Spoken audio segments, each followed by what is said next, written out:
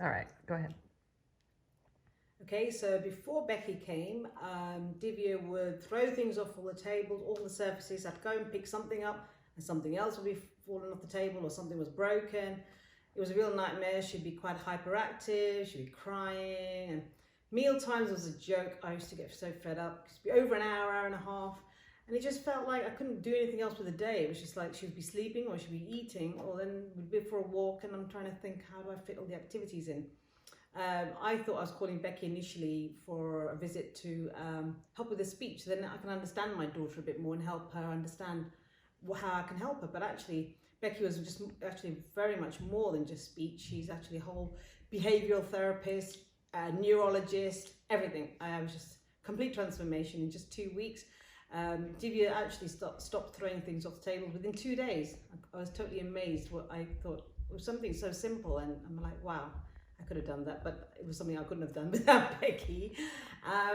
Divya is eating her meals more promptly, and she's eating a lot more by herself.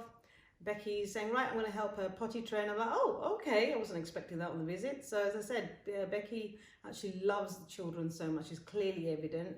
Divya is now actually even starting to count. She's going, 1, 2. So Becky's showing her wonderful games. Becky stopped all the screen time, so she's not in the laptop, the phone, or the TV, and she's actually looking forward to playing with certain games. Becky showed her how she can get her attention and actually wanting to play with certain things. And Divya doesn't seem to get bored, and she's enjoying everything that Becky's been training us up to do. Rather than explain what those are, I'm sure they're bespoke to each child. It's been brilliant. In 2 weeks, there's a whole complete transformation. And is it too good to be true? It felt like it was too good to be true, but guess what? It is true. It's true. Take my word for it. So yeah, and how's Becky around the house? We love her around the house. She's great.